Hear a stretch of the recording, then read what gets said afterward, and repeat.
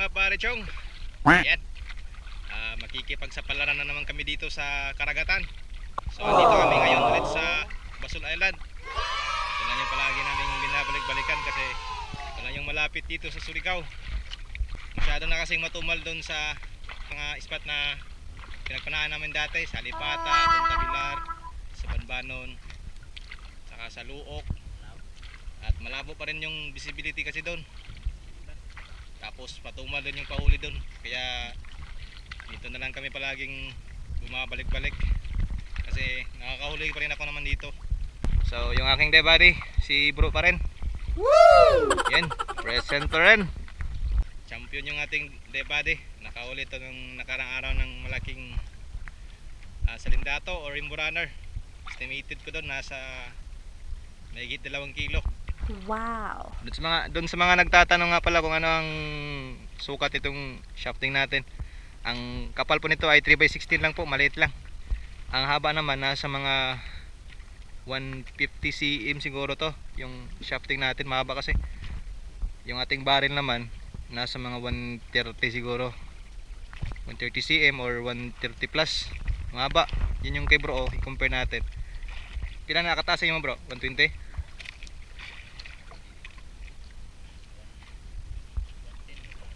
110. Yan. So mahaba yung atin. Tapos yung rubber natin maliit lang, 13 mm. Binahagi lang kasi natin sa shafting, maliit yung shafting natin. So dito muna kami magda-dive ngayon. Prepare lang muna tapos kunting pahinga dahil galing pa kami sa biyahe. So sana pala rin tayo guys, makahuli tayo ng marami-rami dito. At sana mapuno ulit natin tong lagayan natin, kagaya ng previous vlog natin na nakahuli tayo. Yung nahuli natin sa previous vlog natin, nasa mga mahigit 10 kilo yung ibenta natin. So yan, sana pala rin tayo ulit. Yan, dala nga pala natin yung ating extra battery sa GoPro natin para in case na maglubat na, meron na tayong pang reserva, hindi nabitin yung video natin.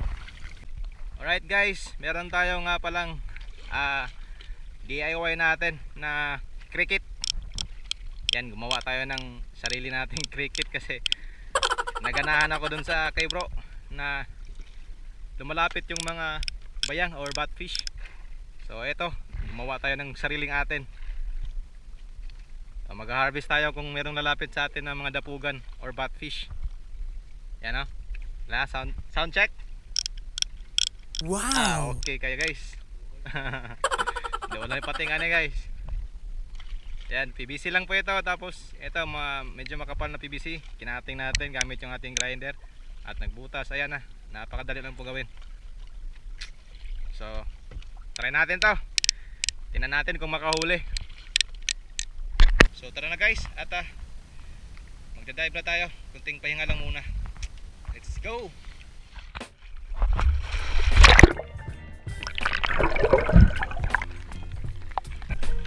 Load muna tayo ng mga rubbers natin guys para along the way kung makita man tayo ng mga isda, ready na to spear it.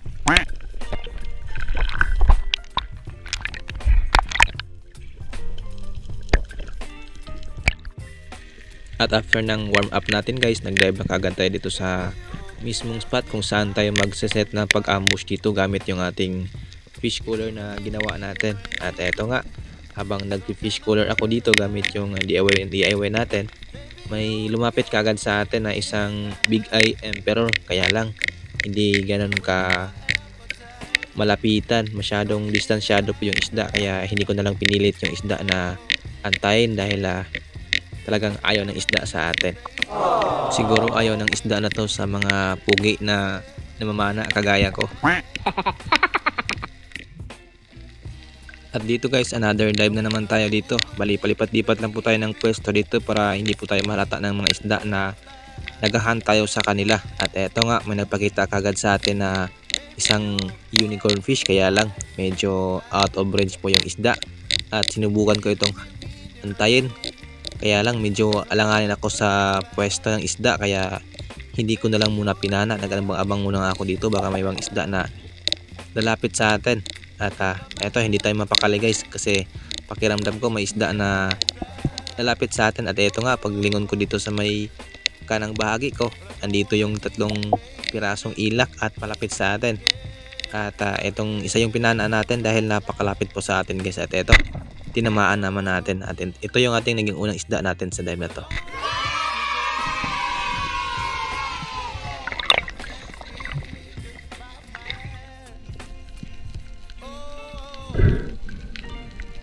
Buti na lang talaga guys, naka double flapper tayo. Ito po talaga yung naka advantage kapag naka double flapper, just in case na makawala siya sa unang sima, at least meron pang nakasunod na nakabuka. Kaya na-secure naman natin ng maayos ang isda na to.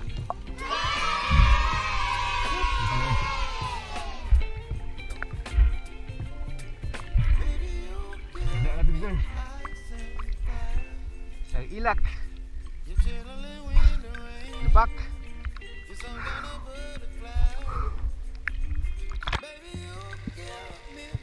At dito naman guys sa dive na to, binalikan ko yung spot kanina na napagpanaan ko ng ilak dahil nakita ko yung ilak na bumalik. Kaya eto, nag-set ulit tayo ng pag-ambush dito.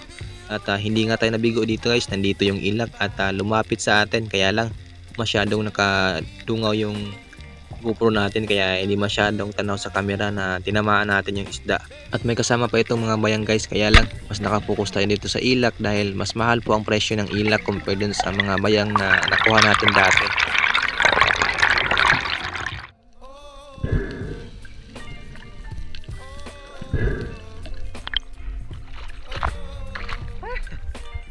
Dalawa.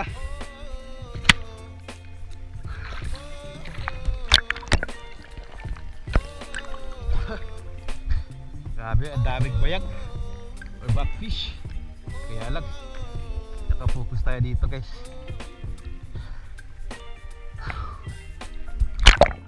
Guys, ahon muna tayo. Ayan, check muna natin yung current. Ayan o, napakalakas pa ng agos. Malakas yung agos, sobrang lakas na. Pahinga muna kami, babalik kami nito kapag humina na yung agos. Wala kasi kaming ibang spot na mapaglipatan. Malayo kasi yung kasunod na isla, yung Sumilom. Kaya dito lang muna kami. Hintayin namin itong humina. Ito yung nahuli natin, nakadalawang piraso na tayo.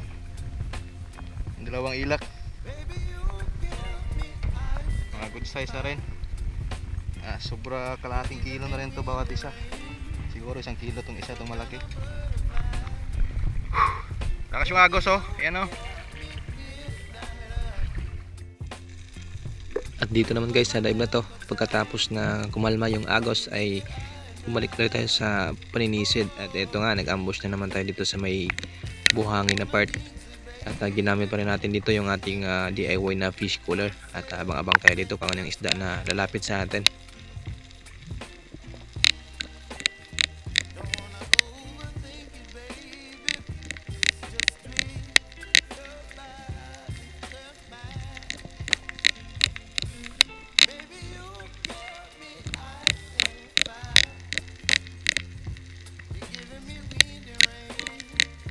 At eto guys, may papalapit sa atin, grupo po ng mga unicorn na mga katamtaman lang po ang laki or mga good size na pang ulam na. Kaya pumana na lang tayo nito.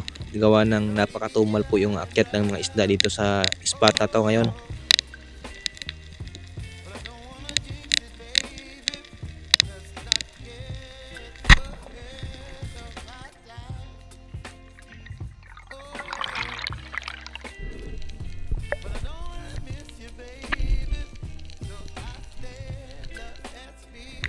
At pagkatapos nating ma-secure guys yung ating isda ay nag-dive na naman tayo. Dito tayo sa malalim na spot. Ito yung spot na napanaan natin nung previous vlog natin, nakahuli tayo ng isang oriental sweet lips yung lipte. At eto, nag-ambush tayo dito guys.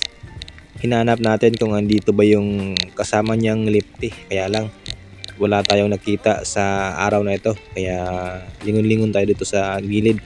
At eto nga, may dalawang batagon or mga parrot fish. At eto, nagpili tayo dito ng isa guys dahil sa sobrang tumal po talaga, kailangan po talaga natin na kumuha na lang para hindi tayo malugi sa biyahe at sa pagod na inilaan natin dito sa paghanap buhay natin.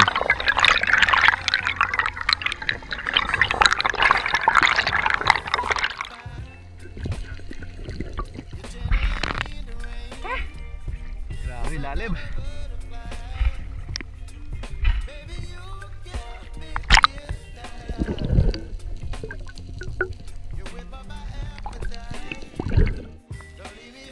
At makalipas guys ang halos 30 minuto nating paghahanap ng isda na pwedeng mapana, mayroon na namang nagpakita sa atin isang malaking parrot fish.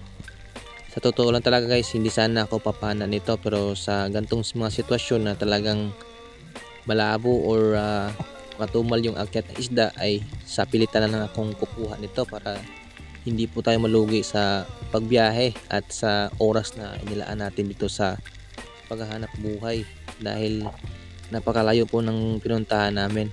Kaya nanigurado na lang muna tayo na may uwi tayo dun sa pamilya.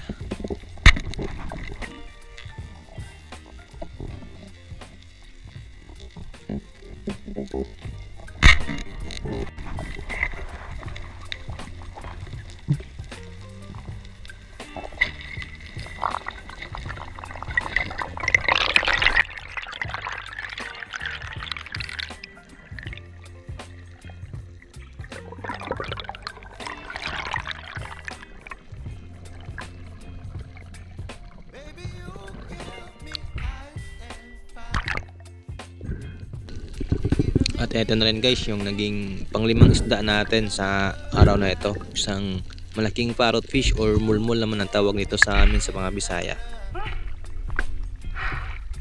Masyado matumal guys. No choice tayo. Kinuha na lang natin ito pa dagdagan yung huli natin. Wala nang pinajik na nagpapakita sa atin.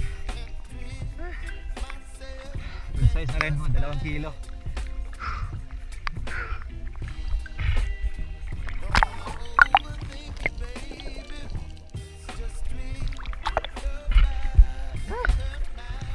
Agos guys. Bakas na naman yung agos.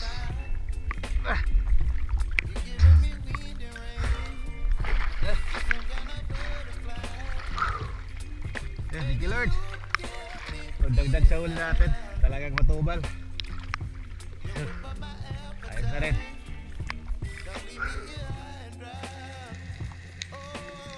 After na humina yung agos guys, ay bumalik na naman tayo dito sa spot kung saan natin napana yung parrot fish kanina. Hindi kasi tayo nakapag-dive pagkatapos natin masecure yung isda kasi umabante na naman po yung malakas na agos, kaya hinintay natin yung tamang pagkakataon na huminahina yung agos. At eto nga, sa pag-ambush natin dito, may lumapit sa atin na isang unicorn fish or ang tawag namin sa mga Bisaya ay gangis. At eto na, tumago tayo dito sa may gilid ng malaking bato para talagang hindi tayo mapansin ng isda at tuluyan itong lumapit. At eto nga, tinamaan naman natin guys ang isda na to.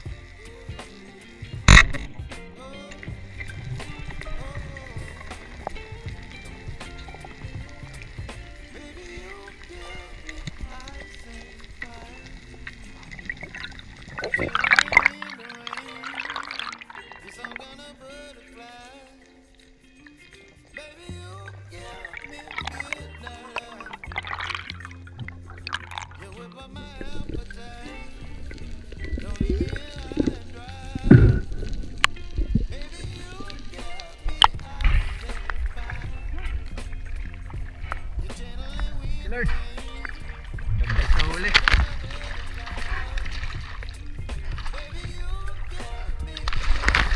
Sa unicorn fish. Good size rin. Kahit na kilo.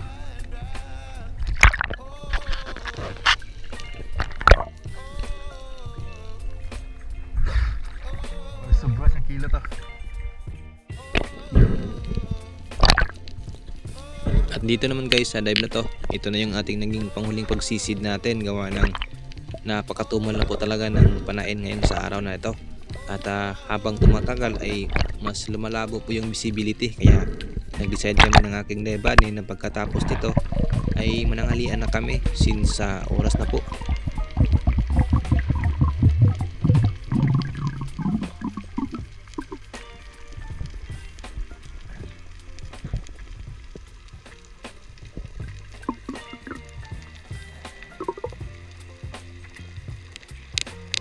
Pagkapwesto ko nga dito guys, may dumaan na grupo ng mga rimbo runner. Yung papanayan ko sana dito yung nauna na malalaki po, halos 3 kilo na po yung bawat isa. Kaya lang ito ay hindi lumapit sa atin at tuluyan itong pumunta doon sa may malalim na parte. Kaya ito na lang yung sumunod yung pinana ko. Buti na lang talaga guys, bumalik itong isda na tinutukan ko. Kaya eto, nakahuli naman tayo ng isang rimbo runner at good size na rin. Halos nasa 1 kilo na rin ang isda na to.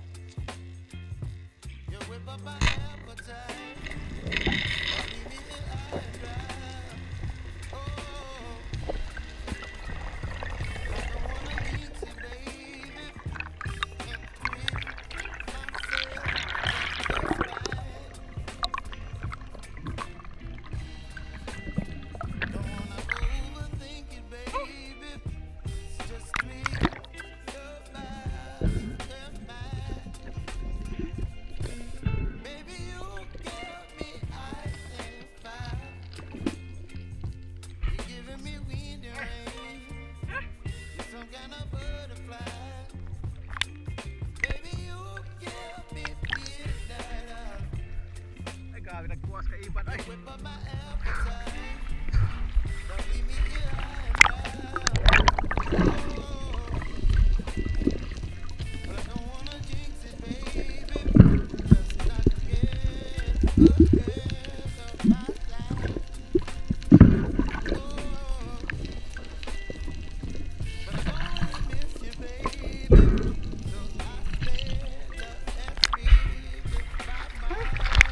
Sayang yung dagko guys, hindi lumapit sa atin. Sayang naman kung hindi na tayo makapana. Siguro na lang pag ng isa. Alright guys, ayan, time check natin ay alas 12 na po ng tanghali. Umahon na po kami sa pagdadive namin. Gutom na po kami yung dalawa ng aking day buddy. So ito yung magiging ulam namin ngayong tanghali. Yan si grips or lato.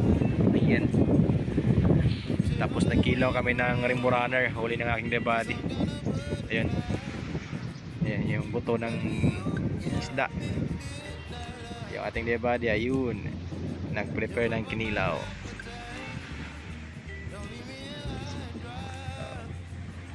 Tapos meron kaming pares doon sa kinilaw namin.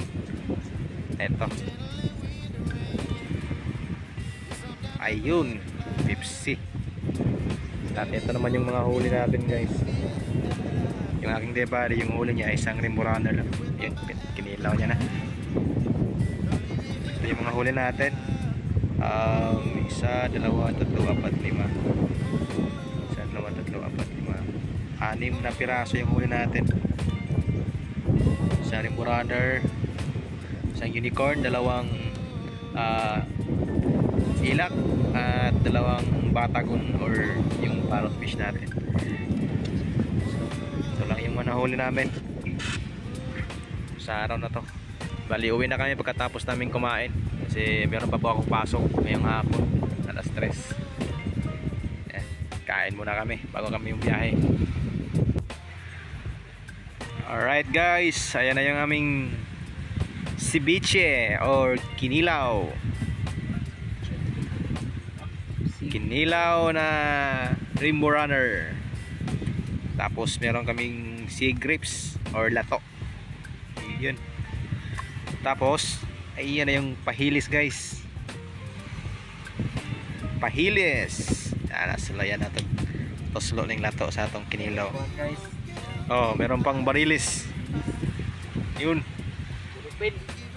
Mama tuna barilis. So ito na yung ating ating lato. Suka. Nah.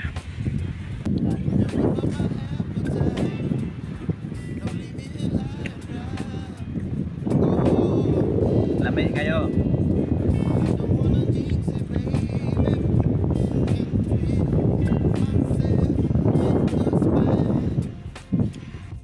At yun nga guys, pagkatapos nito ay umuwi na rin kami at yung aking huli ay ibininta ko naman doon sa aking buyer. Bali yung naibenta natin guys ay 5 kilo at 400 grams. Kaya kumita tayo ng 1,080 dahil 200 pesos po per kilo yung isda natin na naibenta natin. At yung nainiwan na kasi natin ay yung pangulam na isang parrot fish at saka yung rainbow runner natin. Kaya solve na yung ating pang araw-araw na pangangailangan at syempre nalibre na naman tayo sa masarap na pangulam at sariwang-sariwang isda.